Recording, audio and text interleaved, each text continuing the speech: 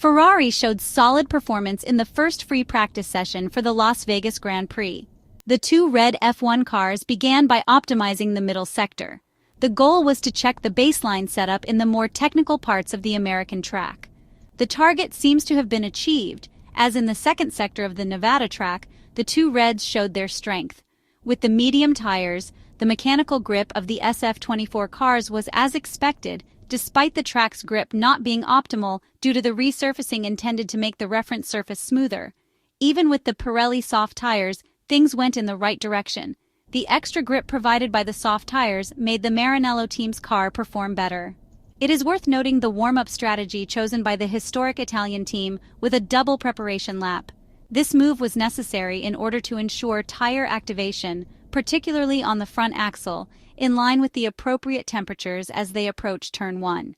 This issue will be very important for the qualifying session, and from the first feedback it seems the Reds did not suffer any particular problems in this regard.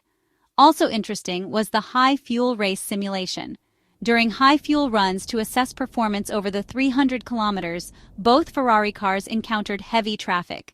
Judging the times from only 4 laps is not very indicative. However, the good news is about their handling, as, unlike McLaren for example, there was no sign of graining during this mini stint. Now let's take a detailed look at how events unfolded for Carlos Sainz and Charles Leclerc in the second free practice session for the Las Vegas Grand Prix. For this second free practice session, in theory, car number 55 of Carlos Sainz will run with the old version of the floor, abandoning the experimental one used in FP1. Before diving into the session details, let's take a quick look at the environmental conditions as night falls.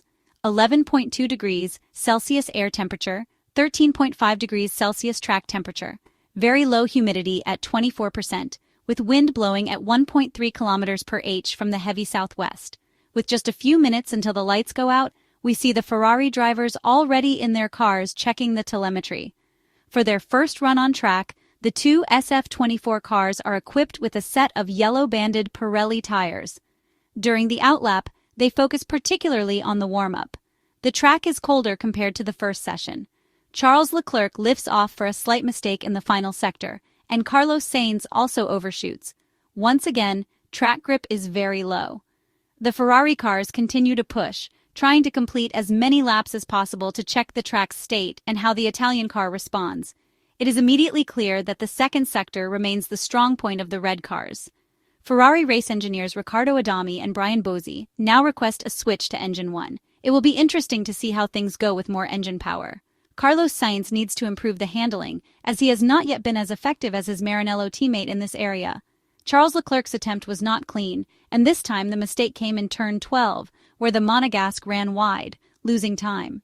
The Spanish driver, cleaner in his lap, puts himself ahead of his teammate, but he too fails to optimize his flying lap. In the next lap, Charles Leclerc corrects things and puts himself at the top with a good performance. In the following lap, he takes off another couple of tenths, although he makes another mistake in turn 5, which he reports on the radio. The uncertainty on entry costs him at least 1 second on the final time. As for Carlos Sainz, we can say that the Spaniard is progressively trying to gain more confidence with his car. In his best attempt, he made a couple of snaps, which cost him about 2.5 tenths, according to the calculations from the pit wall, which is roughly the gap he has to his Ferrari teammate. In his case, he needs to improve the exit from the corners, a fundamental aspect where Charles Leclerc is putting a lot of effort to ensure good traction and carry as much speed as possible through the following high-speed sections. The car's balance is still showing an oversteering tendency, which in some situations makes turn-ins slightly complicated. In general, the balance works, confirming that the setup chosen by the team is the right direction. This, despite the tire and low-temperature issues that don't help Ferrari. A brief pit stop with an adjustment to the front-end load before heading back onto the Las Vegas track surface. For this second run, the two SF24 cars are fitted with a set of soft tires. After completing a warm-up lap to bring the tires to temperature, Charles Leclerc enters the first sector with the front end not yet in the correct working range. This issue carries over into the second sector, where he lifts off. The Monegasque driver needs to manage the car through turn 1 and also has to correct a lot in the second sector. Meanwhile, Carlos Sainz completes a good lap, although he is not too happy with his performance. Shortly after, Charles Leclerc takes a tenth off his previous attempt. In this context, there is more difficulty managing the tires. Over the radio, Brian Bozzi asks his driver to work more on the tread temperature, as it's not in line with the optimal value for extracting maximum performance from the tires. Charles Leclerc vents on the radio about this run with the softs, where he could not get the tires to work. He then asks to modify the warm-up strategy to gain a better benefit from the tires and feel more comfortable with them. Meanwhile, the first red flag is shown due to a problem suffered by Alex Albon in the first sector. The marshals quickly remove the Williams from the track. When the session restarts, Ferrari returns to the track, with Carlos Sainz first, followed shortly after by his teammate. The Italian cars are now fitted with medium tires for a high-fuel run.